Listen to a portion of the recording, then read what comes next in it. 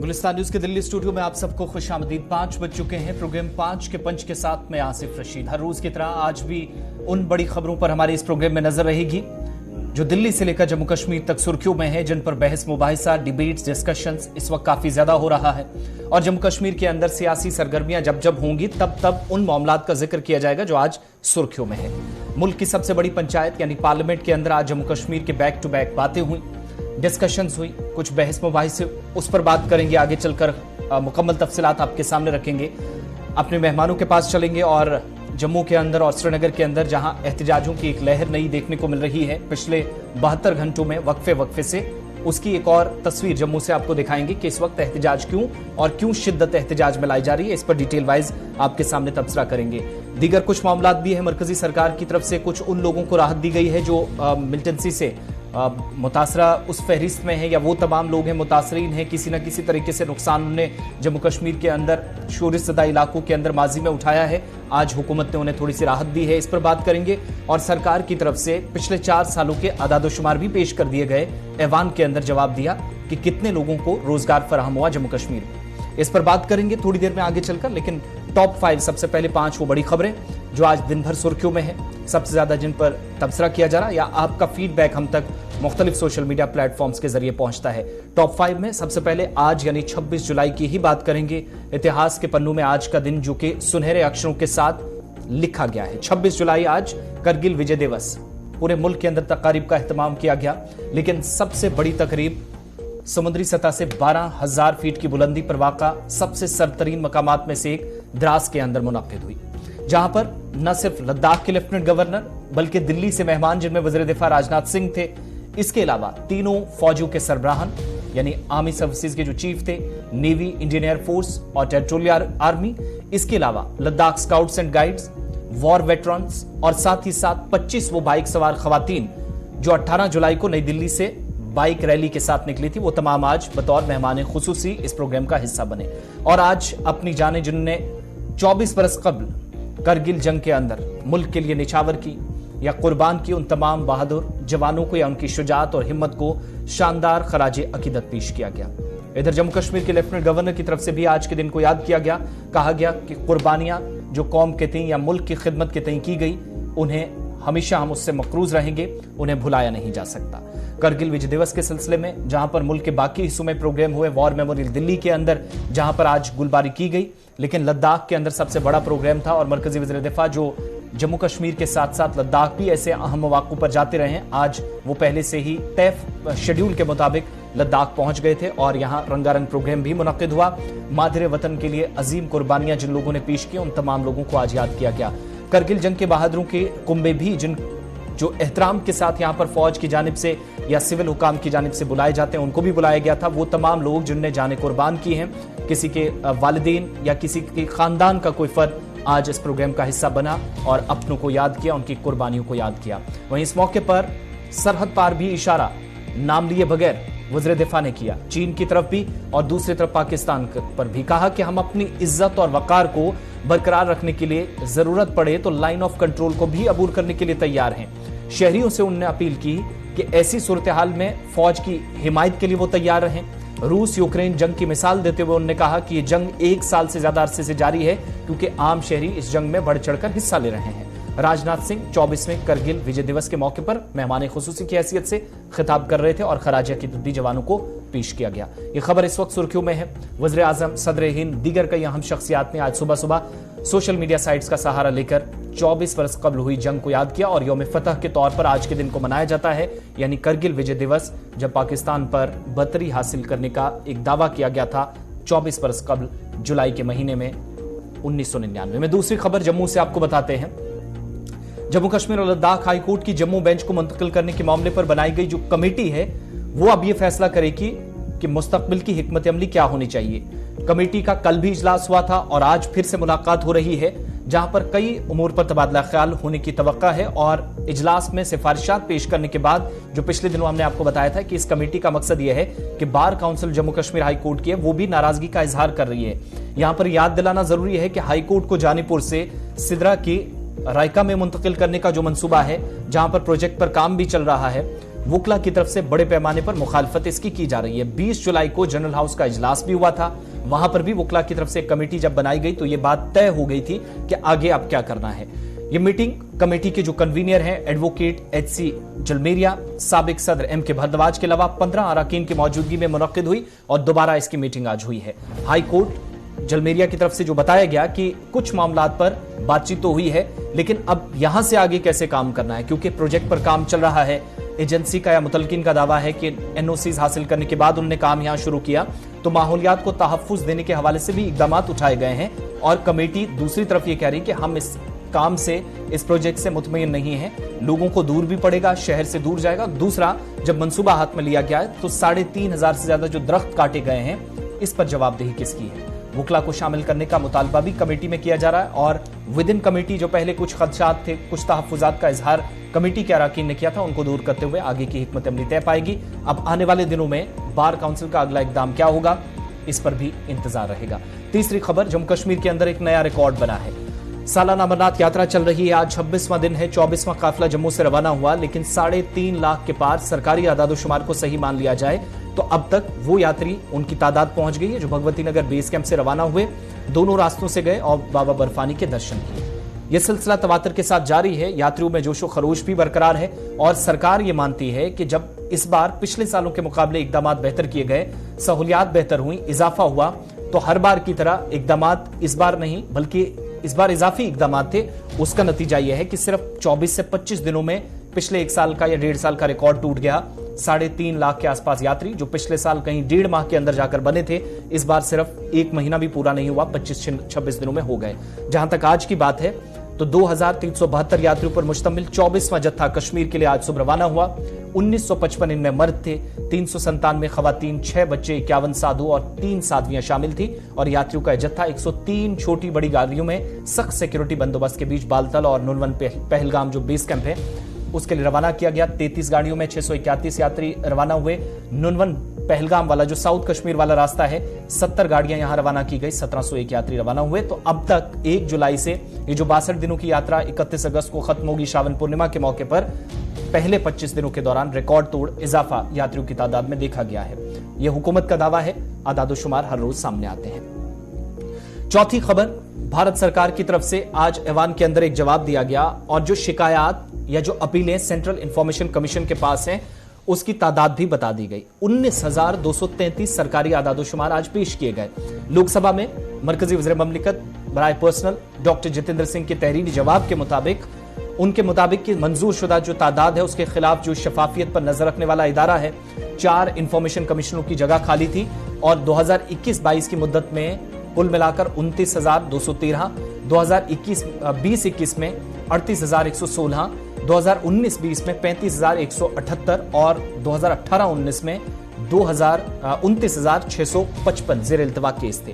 Right to information RTI act 2005 के section 12(3) का जिक्र करते हुए उन्होंने कहा कि central information commission, chief information commission और इंफॉर्मेशन कमिश्नरों की इतनी तादाद में जो आज जिस पर काम बेंचेस करते हैं या इस पर काम हो रहा है, शिकायत का अजाला करते हैं, जरूरी समझा जाता है 10 से ज्यादा ना हो, यह भी एक कोशिश है। लेकिन इस वक्त चीफ इंफॉर्मेशन कमिश्नर के अलावा 4 इंफॉर्मेशन कमिश्नर सीआईसी के ओहदे पर हैं और मरकजी वजीर की तरफ से भी कहा गया कि आरटीआई एक्ट की दफा 15 के मुताबिक रियासती इंफॉर्मेशन कमिश्नरों में जो इंफॉर्मेशन कमिश्नर्स हैं उनकी खाली असामियों को पुर करना मुतलका रियासती हुकूमतों का जिम्मा है, उन्हें कह दिया गया है। मरकज की तरफ से यहां कोई रुकावट नहीं है। मुतअद्दिद इकदाम हमने उठाए हैं जिनमें पब्लिक इंफॉर्मेशन ऑफिसर्स, फर्स्ट जो अपील अथॉरिटी है और तरबियत के जरिए सलाहियत के साथ रहनुमा खतूत सामने रखकर जिन लोगों को सामने लाया जा सकता है जो कमीशन के अंदर काम कर सकते हैं और कितनी इस वक्त अफरादी कुव्वत की जरूरत है उसके मुताबिक उन्होंने कहा काम जरूरत है। लेकिन बड़ी बात यह है कि जो ओहदे खाली हैं इस वक्त इस बड़े इदारे के अंदर जो शफाफियत को यकीनी बनाने की कोशिश करता है, यहां अगर कोई रुकावट है तो मरकज की तरफ से नहीं, अब जो दायरा इख्तियार में चीजें हैं वो रियासतों और यूटीज गवर्नमेंट के पास है। 5वीं खबर, मरकजी हुकूमत की तरफ से ही आज दिल्ली के अंदर चूंकि हलचल काफी ज्यादा थी, वज़ीर आज़म मोदी की हुकूमत के खिलाफ कांग्रेस की जानिब से आज जिनमें रुकने पार्लियामेंट गौरव गोगोई थे उनकी तरफ से अदम एतमाद की तहरीक पेश की गई और इसे ऐवान ने कबूल भी कर लिया। लोकसभा स्पीकर ओम बिरला तमाम सियासी जमातों के फ्लोर लीडरों के साथ इजलास भी करेंगे ताकि तहरीक अदम एतमाद पर बहस की तारीख और वक्त तय किया जा सके किस दिन एग्जैक्टली इस पर बहस की जाएगी। 12 बजे जैसे ही आज ऐवान की कार्रवाई दोबारा शुरू हुई, बीच में खलल पड़ा था, लेकिन कांग्रेस ने अपनी हिकमत अमली तब्दील की और व्हील में जाने से आज इनकार किया। अब तमाम अरकान पार्लियामेंट को अपनी अपनी नशिस्तों पर मौजूद रहने को कहा गया। जरूरी दस्तावेजात पेश करने के बाद लोकसभा स्पीकर ने गौरव गोगोई से कहा कि वो अपनी तहरीक पेश करें और ऐवान की इजाजत दें। ओम बिरला की इजाजत मिलने के बाद गौरव गोगोई ऐवान में खड़े हुए और वज़ीर आज़म पर या हुकूमत पर अदम एतमाद की तहरीक पेश की। स्पीकर ने कांग्रेस एमपी की तहरीक की हिमायत करने वाले अरकान पार्लियामेंट से कहा कि वो खड़े होकर जाएं ताकि तहरीक की हिमायत करने वाले अरकान पार्लियामेंट की तादाद गिनी जा सके। लेकिन अब दिन या फिर जो टाइम है वो मुकर्रर करना है। तमाम जो अरकान है उनके साथ मीटिंग भी, हिज़्ब इख्तिलाफ के भी इनमें लीडरान शामिल है, इस पर भी बहस की जाएगी। लेकिन तहरीक अदम एतमाद पर अगर बहस हो तो वक्त जाया ना हो, इस बात को यकीनी बनाने पर भी जोर दिया गया है। जब ये तहरीक अदम एतमाद पेश की गई तो प्रहलाद जोशी जो मरकजी वजीर हैं और वज़ीर आज़म के काफ़ी करीबी भी, उनने तंज़िया अंदाज में आज कहा कि 2018-19 में भी यही किया गया था, उसका खमियाजा कांग्रेस समेत तमाम हिज़्ब इख्तिलाफ की जमातों ने भुगता पिछला इलेक्शन हार कर। इस बार भी वही होने वाला है। आप ये प्रेडिक्शन लेकर चलिए। आज पलटवार किया गया। तो ये 5 बड़ी खबरें आपके सामने हमने रखी हैं। ये वो 5 बड़ी खबरें हैं जो आज सबसे ज्यादा सुर्खियों में हैं, जिन पर ज्यादा डिबेट्स या डिस्कशंस इस वक्त ज्यादा हो रहे हैं। यहां से आगे बढ़ेंगे तो शुरुआत लोकसभा की खबर के साथ करेंगे, क्योंकि आज बहस एक और मामले पर हुई और इस बार जम्मू कश्मीर के मुद्दे कुछ जो कि इस मुल्क की सबसे बड़ी पंचायत में पहुंचे। यूनियन टेरिटरी के अंदर असेंबली इंतखाबात से पहले हदबंदी का काम मुकम्मल होने के बाद हुकूमत की तरफ से बाकी रियासतों की तरह महरूम या पसमानदा जातों के आईनी हुकूक को यकीनी बनाने की सिमत कदम तो उठाने की बात हुई थी, लेकिन साथ साथ आगे बढ़ते हुए हुकूमत की जानिब से बैक टू बैक बिल्स आज पेश किए गए। 4 आईनी तरमीमी बिल लोकसभा के अंदर पेश हुए। जो बिल पेश किए गए इनमें जम्मू कश्मीर तंजीम 9 तरमीमी बिल, इसके अलावा Jammu Kashmir schedule tribe order तरमीमी bill, Jammu Kashmir schedule caste order तरमीमी बिल, ये उस फहरिस्त में शामिल हैं जो आज पेश किए गए। और जम्मू कश्मीर रिजर्वेशन तरमीमी बिल भी आज की फहरिस्त में था। 3 बिलों में यूनियन टेरिटरी में जो समाजी इंसाफ के तस्वुर को नाफिज करने की शिकें हैं, जबकि एक बिल में जो कश्मीरी पंडित मुहाजिरीन हैं या पीओके से आए हुए लोग हैं उनको असेंबली में नुमाइंदगी देने की शिकें हैं। उनको आपको याद होगा कि हदबंदी जब हुई थी तो यूनियन टेरिटरी के अंदर असेंबली सीटों की तादाद 107 से बढ़कर 114 हुई थी। इस बिल के जरिए हुकूमत ने रियासत के अंदर या यूनियन टेरिटरी के अंदर जब कश्मीरी पंडित मुहाजिरीन हैं उनके लिए 2 नशिस्तें और पीओके के जो बेघर लोग हैं या हिंदुस्तान में इस वक्त पहुंचे, बाद में पहुंचे, 1 नशिस्त रिजर्व करने का इंतजाम उनके लिए भी सरकार कर रही है और तब्दीलियां कुछ या तरमीम की जा रही हैं। लेकिन सबसे ज्यादा आज बहस मुबाहिसा अगर किसी पर हुआ तो रिजर्वेशन और एसटी स्टेटस के मामलात पर, क्योंकि नई एक फहरिस्त जो सरकार तैयार कर रही है जिसमें जम्मू कश्मीर के अंदर भी पहाड़ी कबीले को एसटी के दर्जे में लाने की एक कोशिश थी।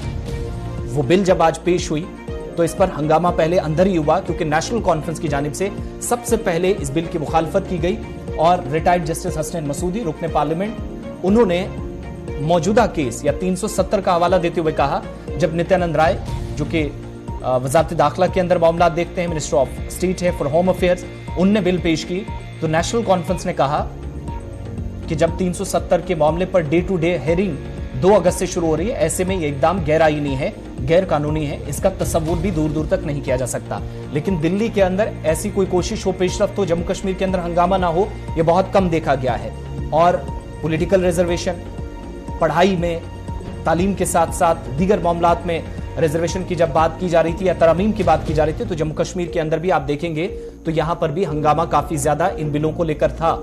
कल वजारत दाखिला के साथ या वज़ीर दाखिला के साथ गुज्जर और पहाड़ी लीडरान के वफूद की मुलाकातें, लेकिन इसके बावजूद भी हंगामा बहुत सारे हिस्सों के अंदर, श्रीनगर और जम्मू की तस्वीरें आपके सामने जहां पर एहतिजाज इस वक्त भी चल रहा है। इन सारे मामलात पर बात करेंगे, बहुत कम वक्त हमारे पास है, सीधा अपने मेहमानों के पास चलेंगे।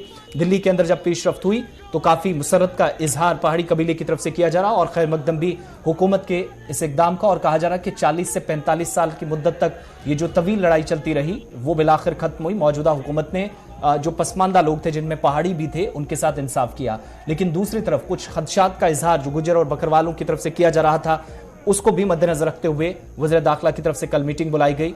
उसके बावजूद भी एहतिजाज थमने का नाम नहीं ले रहे हैं। कल और आज की तस्वीरें एक साथ आप देख रहे हैं, लेकिन इस पर मजीद गुफ्तगू करेंगे और हमारे साथ 2 खास मेहमान एडवोकेट सोहेल मलिक हैं जो कि पहाड़ी लीडर भी हैं और अवामी नुमाइंदा भी हैं, खित्ता पीर पंचाल से इनका ताल्लुक है, दिल्ली के अंदर इस वक्त मौजूद हैं। साथ ही साथ आज हम बात करेंगे मंजूर अहमद फमदा साहब से, ट्राइबल एक्टिविस्ट हैं और SC ST OBC कॉन्फेडरेशन की इस तंजीम के साथ भी वाबस्तगी है, बतौर सदर काम करते हैं। ये भी इस बिल की मुखालफत में पहले दिन से ही आवाज भी बुलंद कर रहे हैं, एहतिजाज भी कर रहे हैं। पहले मैं आप ही के पास मंजूर साहब आऊंगा। कल भी मीटिंग हुई, इससे पहले भी अक्टूबर के महीने में, और उसके बाद इस साल भी वज़ीर दाखिला का जम्मू कश्मीर का दौरा हुआ तो आपके वफूद भी मुलाकात करते रहे, वहां पर रैलियां भी जब निकाली जाती रहीं, रिटर्न में उनके पास बातें जाती रहीं, जो आपके नुमाइंदे हैं वो भी उनके सामने बात रखते रहे। मुल्क का वज़ीर दाखिला अगर यकीन दिलाता है कि पहाड़ियों को अपने हुकूक मिलेंगे, लेकिन आपके हुकूक के साथ कोई छेड़छाड़ नहीं होगी, छेड़खानी नहीं की जाएगी, एक भी या 10 से 9 नहीं होगा और 10 से 11 भी नहीं होगा। इतना सब कुछ होने के बावजूद भी मरकजी वज़ीर दाखिला अक़लियती अमूर की जो वजारत है उसने भी कमीशन के जिम्मेदारान यहाँ ऑलरेडी काम कर चुके हैं। खुद वज़ीर आज़म भी इस बात की यकीनदानी, और जब जम्मू कश्मीर के अंदर जाते हैं तो लेफ्टिनेंट गवर्नर भी कई मरतबा यकीनदानी कराते रहे हैं। आपकी तंजीमों ने जब जब आवाज उठाई है, इसके बावजूद भी हंगामा क्यों देखने को मिल रहा है आज जब ये पेशरफ दिल्ली के अंदर हुई है? सर, हंगामा नहीं देखने को है, ये हमारी आवाज है जो किसी प्लेटफॉर्म के थ्रू कहीं पहुंचनी थी, जो नहीं पहुंची। हमें सर जो शेड्यूल ट्राइब सरकार ने दिया था, सर सरकार ने खुद ये चीजें तस्लीम करी हैं 2019 के बाद कि जम्मू कश्मीर में जो कुछ भी हुआ, जो कुछ भी मिला, वो यहाँ ग्राउंड पे इम्प्लीमेंट नहीं हुआ। तो जब सर अमित शाह सर जो हमारे ऑनरेबल प्राइम होम मिनिस्टर हैं और जो नरेंद्र मोदी जी जो हमारे ऑनरेबल प्राइम मिनिस्टर हैं, जब उन्होंने इस चीज को खुद ही क्लियर किया है कि 30 साल में किसी का कुछ नहीं हुआ, तो उसी 30 साल के दायरे में सर हम भी आए। और हमारा सर ये मसला हुआ कि हमारे जो मावनात थी शेड्यूल ट्राइब के अंडर आनी थी जो, तो वो 30 साल में हमें नहीं मिली सर। वो हमें 2019 के बाद सरकार ने पूरी तरह इंप्लीमेंट करके हमें वो हकूक देने की पूरी कोशिश की, और उसके लिए हमने सरकार का हर प्लेटफॉर्म से जो है शुक्रिया अदा किया है जी, और सरकार उसमें शुक्रिया अदा का हक भी रख दी है। लेकिन सर अब जो परेशानी हमारे लोगों के लिए हो गई सर, अब जब 3 साल में हमने सोच संभाला था, हमारे पास जो कुछ आना था, जो हमें 3 साल में मिला, जो 30 साल में नहीं मिला, अगर हमें सर पहले मिला होता, ये सारी चीजें इंप्लीमेंट की होती, तो आज हम अपलिफ्ट हुए होते। हम अपलिफ्ट नहीं हुए थे सर।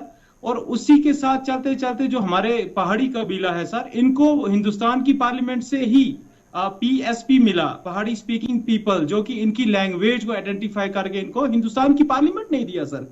तो इन्होंने उस वक्त सर उस चीज को कबूल किया और वो इनको मिली और जश्न भी मनाए गए। फिर अचानक सर इनके रवैये में और इनकी सोच में तब्दीली आई कि नहीं, हमें PSP नहीं, हमें ट्राइब चाहिए। तो इस चीज से हम लोग भी परेशान हैं कि अगर कल इनको PSP मिला बाज़ाब्ता तौर, इनकी जो है जो कल्चरल आइडेंटिटी है उसको जिंदा रखा गया, उस चीज को PSP पहाड़ी स्पीकिंग पीपल, और इनके हॉस्टल्स हैं सर बाज़ाब्ता तौर जिनके ऊपर लिखा गया है पहाड़ी people speaking hostels. Scholarship government of India देती है जिसके ऊपर लिखा गया है पहाड़ी स्पीकिंग वेलफेयर स्कीम के तहत स्कॉलरशिप।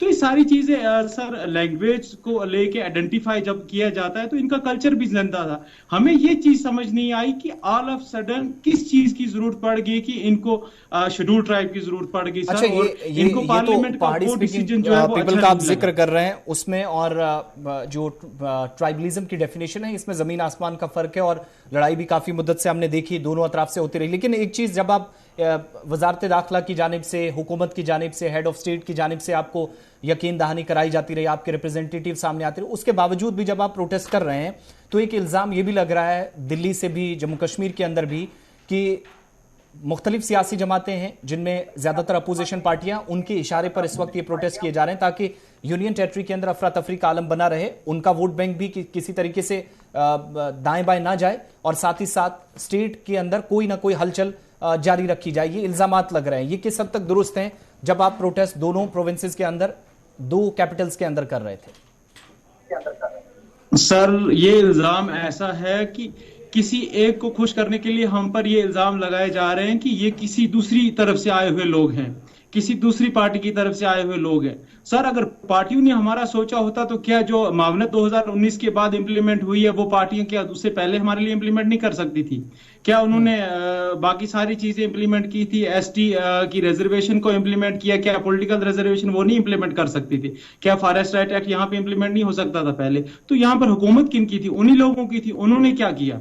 कोई चीज इंप्लीमेंट नहीं की। अब जो सरकार आई है, जो हुकूमत आई है, इसने इंप्लीमेंट किया। तो अब हम जब अपनी बात कर रहे हैं कि हमारे साथ यहाँ से जुल्म हो रहा है, इस तरीके से जुल्म हो रहा है कि हमारे लोग जो हैं अभी वो किसी साफ से खड़े होकर कहीं आगे निकले थे, कहीं उनको एक प्लेटफॉर्म मिला था, एक पटरी उनकी सीधी की थी, इसी सरकार ने सीधी की थी। हमें ये चीज समझ नहीं आती कि ऑल ऑफ सडन से ये सारी चीजें हो रही हैं तो कैसे होंगी। नहीं, उन नौजवानों का मुस्तकबिल जो है जिसका आप जिक्र कर रहे हैं, उसमें रुकावट पहाड़ी कैसे है, ये जरा थोड़ा इस पर वजाहत कीजिएगा। सर बात ऐसी है कि आप बखूबी जानते हैं, जर्नलिज्म और मीडिया को सारा कुछ पता है इन चीजों का, कि जो लोग कल तक मतलब खुद को रजवाड़े कहते थे सर, जो लोग कल तक यहाँ पे राज करते थे सर, आप तारीख निकाल के देख लीजिए। तो सर वो आज कैसे कह सकते हैं कि हम आदिवासी हैं सर? आदिवासी आप देख सकते हो कि जंगलों में और पहाड़ों में रहने वाले लोग हैं सर, जिनके पास सर पहनने के लिए कपड़े नहीं सर, खाने के लिए एक दो वक्त की रोटी नहीं है सर, 6-6 महीने जंगलों में भटकते हैं सर। पीर पंचाल से लेकर कश्मीर के गुरेज तिलेर तक सर अपने माल मवेशियों को लेके घूमते हैं, चाहे वो गुजर है, चाहे वो बकरवाल है, चाहे वो बाकी जो हमारे इसमें लोग शामिल हैं। तो सब इतनी परेशानियां हम लोगों ने उठाई हैं, तो सर हम लोग पहले हमारी कहाँ से हुकूमतें रही हैं, हम कहाँ हुकूमतों में रहे सर? तो आपने देखा है कि जो मतलब रजवाड़े रहे हैं, सईद बुखारी सर, बड़ी बड़ी जातें सर, कल को अल्ताफ बुखारी साहब भी बोलेंगे कि हमें शेड्यूल ट्राइब दे दो सर। तो नहीं, बड़ी बोलने बात और है सर, उसमें ये बड़ा बहुत फर्क कुछ है, इसमें बहुत सारी कुछ चीजें सोचना हैं, कुछ चाहिए। चीजें आपकी दुरुस्त हो सकती हैं, लेकिन कुछ चीजें जिन पर मैं मजीद बात करूंगा, क्योंकि एग्जैक्टली जो आपने चीजें कही हैं वो सारी ठीक भी नहीं है। मेरे साथ सोहेल साहब भी हैं, नई दिल्ली से इस वक्त मौजूद हैं। बहुत शुक्रिया सोहेल साहब ज्वाइन करने के लिए। सारी बातें अपनी जगह, आज बिल पेश भी हो गया है, अब जाकर यहाँ से राज्यसभा के अंदर भी हम देखेंगे पेशरफ्त होगी, फिर जब ये कानून की शक्ल में सामने आएगा तो इसके फवाइद भी एग्जैक्टली कितने लोगों को और कैसे कैसे फवाइद मिलेगी, यहां से कैसे तब्दीली आप देखते हैं इस पेशरफ्त के बाद? देखिए सर, ये बड़ा हिस्टोरिक डे है आज का, जो हमारे पहाड़ी कबीले के लिए, पहाड़ी लोगों के लिए 40 साल का जो जंग थी, 40 साल की जो स्ट्रगल थी, 40 साल की जो परेशानियां थी, 40 साल का जो सब्र था, लोगों का जो रोजा रखा था, आज उसमें ईद हुई है। आप देखें कि ये, जिस तरह मेरे भाई ने कहा, ये तो रातों रात स्ट्रगल बन के नहीं आई है। We have given our blood from past 40 years। 1989 में जब हमारा बिल पहले नंबर पर था, कुछ हालात ऐसे बने कि हम जी हूँ कि ये एक बहुत बड़ी बात है हमारे लिए कि आज जो हमारी मेहनत है वो रंग लाई है। और इसमें हम होम मिनिस्टर साहब का, प्राइम मिनिस्टर साहब का हम शुक्रिया अदा करते हैं कि जिन्होंने जो जबान दी थी, उन्होंने, खासकर अमित शाह साहब ने कहा था कि आप पहाड़ वाले भाइयों के साथ भी इंसाफ होगा। तो मैं ये समझता हूँ कि आज हमारे साथ इंसाफ हो चुका है। मैं प्राइम मिनिस्टर साहब का भी शुक्रिया अदा करूंगा, खासकर रविंद्र रैना साहब का, कि जो एक एडवोकेट बन के पहाड़ी कबीले की जो एक डिमांड थी, और आप देखें कि ये कोई रातों रात चीजें बन के नहीं आई। 2019 में जीटी शर्मा कमीशन अपॉइंट हुआ, उस कमीशन की रिकमेंडेशन के बेसिस पर जब सोशो इकोनॉमिक स्टेटस देखे गए, जब लोगों का रहन से, लोगों का कल्चर देखा गया, उसके बाद जो है ये चीजें मंजर आम पर आई। और आज हमारे लिए, आज देखें कि रजौरी पुंछ में और बारामूला कुपवाड़ा में बच्चा सेलिब्रेट कर रहा है, और इसको प्राइम मिनिस्टर साहब का और होम मिनिस्टर साहब का शुक्रिया। अच्छा social media is flooded with congratulatory messages. और जो आपने सवाल पूछा कि किस तरह बेनिफिट्स होंगे, इसमें आप देखेंगे कि अगले 2-4 सालों में हमारे लोगों की तकदीर बदल जाएगी। आज भी पहाड़ी कबीले से कोई भी ऐसा शख्स नहीं है जो सेंट्रल सर्विसेज का हिस्सा है। आज भी हमारे लोग बड़े मार्जिनलाइज्ड हैं, आज भी हमारे लोग जो है वो खेती बाड़ी पर मुनस्सर हैं। ठीक है सोहेल साहब, अब हमारे पास सिर्फ 7 से 8 महीनों का वक्त बचा है, जनरल इलेक्शंस की तरफ भी मुल्क जा रहा है।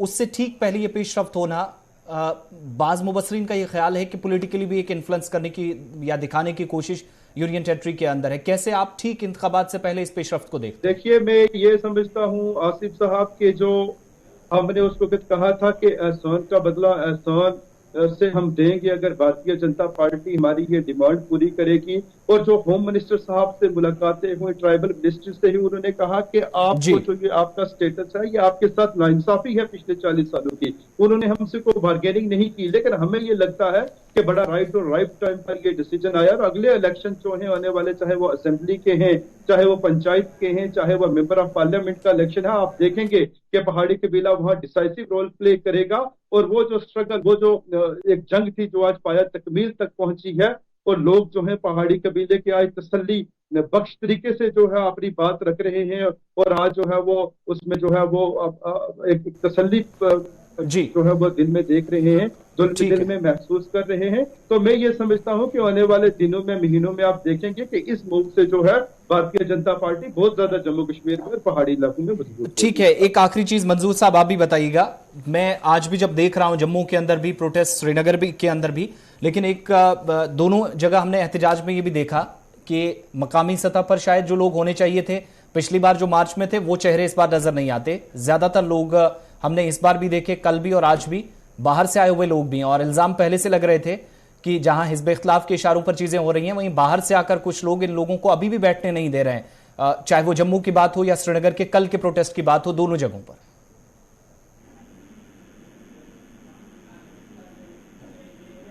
जी गुजर बकरवाल एक हैं, और ना कि जम्मू कश्मीर, ये पूरे मुल्क के गुजर जो हमारे भाई हैं, चाहे वो दिल्ली से हो, राजस्थान से हो, पूरे मुल्क के गुजर जो ट्राइबल्स हैं वो हमारे साथ हैं इस पे।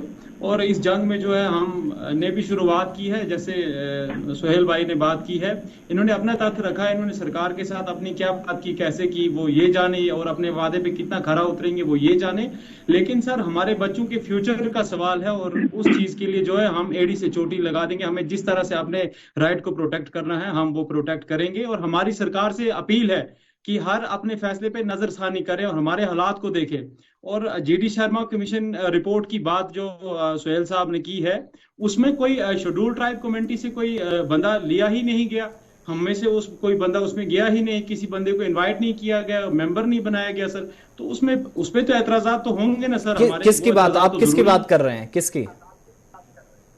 जो जीडी शर्मा कमीशन रिपोर्ट की ये बात करें, जो कमीशन बना वो ओबीसी के लिए बना था सर। उसमें बीच में ही ये रिपोर्टें बनानी, और फिर उसके साथ साथ ये कि शेड्यूल ट्राइब कम्युनिटी जो ऑलरेडी हम ट्राइबल लोग हैं उसको इसमें शामिल ना करना, उनके मेंबर को, सर ये किस हद तक आपको ठीक लगता है? उसमें फॉर्मर मिनिस्टर्स भी थे, जम्मू कश्मीर के अवामी नुमाइंदे भी थे, और आपको शायद मैं आपकी जानकारी के लिए बता दूं, जावेद राही साहब भी उस कमीशन का हिस्सा थे, और उनकी तरफ से भी शायद इत्तेफाक किया होगा, तभी रिपोर्ट दिल्ली आई होगी। शायद ये आपकी नॉलेज में नहीं है। बहरहाल बहुत बहुत शुक्रिया आप दोनों का, श्रीनगर से मंजूर साहब और दिल्ली से सुहेल साहब, हमारे साथ रहने के लिए। लेकिन जब ये बातें हो रही हैं तो जरा जम्मू चलते हैं। अनिल शर्मा भी हमारे साथ ज्वाइन करेंगे। पहले जम्मू की तस्वीरें दिखाएगा। दिल्ली के अंदर पेशरफ्त, शुरुआत में हमने कहा कि जम्मू कश्मीर के अंदर इस मामले पर हंगामा, कल भी प्रोटेस्ट हो रहा था, आज भी, इस वक्त भी जो गुजर बकरवाल ट्राइबल एसोसिएशन है, स्टूडेंट्स हैं, वो प्रोटेस्ट कर रहे हैं। और काले झंडे लेकर इस वक्त जम्मू के अंदर एहतजाज किया जा रहा है। बर्तन लेकर ये दिखाने की कोशिश हो रही है कि आपने जो आज किया है, हुकूमत पर दबाव बनाने की कोशिश की, ये गलत लिया गया फैसला है। तस्वीरें जम्मू की है, जहां पर अब से थोड़ी देर पहले एक अहम रास्ते को बंद करने की खबरें सामने आई थी। डोगरा चौक के आसपास काफी हलचल देखी गई थी, और इस वक्त ये एहतजाज जम्मू के अंदर किया जा रहा है। अनिल शर्मा हमारे साथ जम्मू से ज्वाइन करेंगे, वो बताएंगे कि मजीद तफसीलात क्या है, सूरत हाल क्या है। बहरहाल सिचुएशन पुरअमन रहे, ये बार बार अपीलें की जा रही हैं। सोशल मीडिया पर बहुत सारे लोग अफवाहें फैलाने की कोशिश या तकसीम करने की कोशिशें भी कर रहे थे।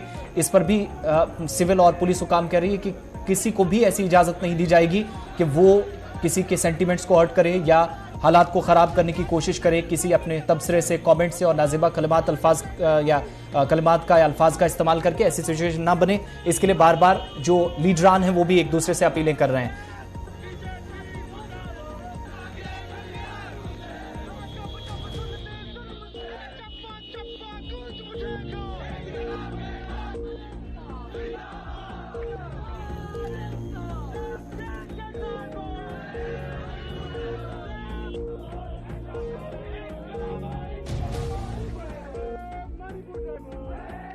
मैं माननीय गृह मंत्री श्री अमित शाह जी की ओर से प्रस्ताव करता हूं कि जम्मू कश्मीर पुनर्गठन अधिनियम 2019 का और संशोधन करने के लिए विधेयक को पुनः स्थापित करने की अनुमति दी जाए।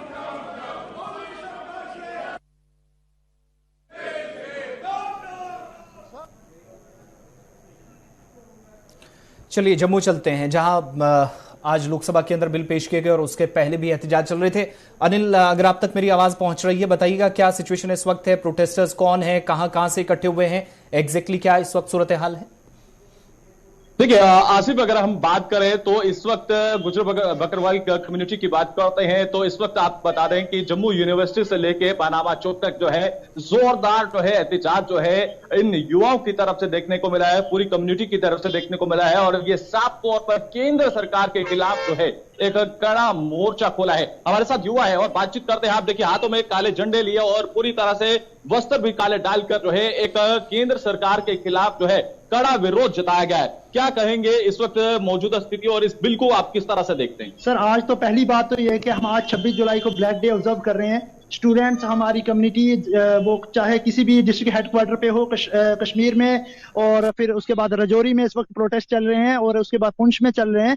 तो बात यह है कि आज जो बिल पेश हुआ है उसमें जो नॉन ट्राइबल्स हैं, जो कल तक अपने आप को पीएसपी कहते थे, पहाड़ी स्पीकिंग पीपल, और रातों रात वो पहाड़ी एथनिक ग्रुप बन गए और वो ट्राइब बन गए, वो किस तरह बीजेपी सरकार एक अनकॉन्स्टिट्यूशनल बिल लाके गुमराह करती है कि आपको अलग अलग कोटा दे दिया जाएगा, जबकि सही में यह कहा गया है कि कल की सुप्रीम कोर्ट की जजमेंट है कि कोटा विद इन कोटा आप नहीं दे सकते रिगार्डिंग प्ली ऑफ मिजोरम। तो इस सबको मद्देनजर रखते हुए हमने ये डिसाइड किया है कि हम ऐसा बिल कभी भी एक्सेप्ट नहीं करेंगे। और जो हमें एक बात बताइए, जो एथनिसिटी है किसी सिख भाई की, हिंदू भाई की, मुस्लिम भाई की, एथनिसिटी कब सेम हो सकती है? और आप लैंग्वेज के बिना पे तो आप किसी को शेड्यूल ट्राइब दे ही नहीं सकते। ये कल तक पहाड़ी स्पीकिंग पीपल थे, 1989 से इनके जो डिमांड थी वो रद्द होती जा रही थी। इनके जो वो बिल बन के गए थे वो रद्द हुए। बहुत बहुत शुक्रिया आपका हमारे साथ रहने के लिए, रिपोर्ट जम्मू से देने के लिए। गुजर बकरवाल या ट्राइबल एसोसिएशन से जुड़े लोग कल श्रीनगर के अंदर और इस वक्त जम्मू में प्रोटेस्ट कर रहे हैं और हुकूमत के इस इकदाम की मुखालफत की जा रही है। वक्त बहुत कम है, एक और खबर जल्दी से आप तक पहुंचाते हैं। जम्मू कश्मीर के ताल्लुक से मरकजी हुकूमत की तरफ से एक और फैसला लिया गया जहां पर मिलिटेंसी से मुतासरा अफराद की इमदाद की गई है और यूनियन टेरिटरी के अंदर जो शहरी मिलिटेंसी के शिकार हुए हैं, 2 उम्मीदवारों को सेंट्रल पूल से मरकजी सरकार की तरफ से 2022-23 के पूल से एमबीबीएस की नशिस्तें अलॉट कर दी गई हैं।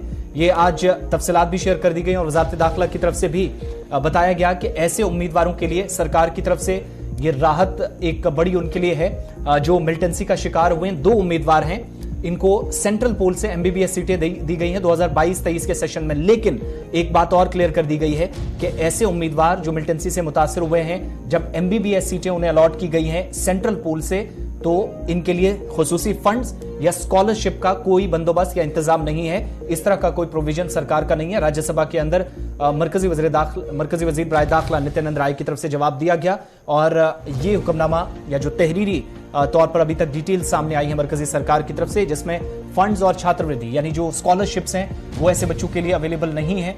कोई प्रोविजन फिलहाल नहीं है। हो सकता है कि आगे जाकर कोई फैसला किया जाए, लेकिन आतंकवाद से जो पीड़ित 2 उम्मीदवार थे उनको राहत देते हुए एमबीबीएस की सीटें 2022-23 के सेशन में सेंट्रल पूल से मरकजी सरकार की तरफ से दी गई हैं। राज्यसभा में आज तफसीलात शेयर की गई। चलिए 5 के पंच में इतना ही। वक्त छोटे से ब्रेक का है। ब्रेक के उस पार देखिए यात्रा स्पेशल।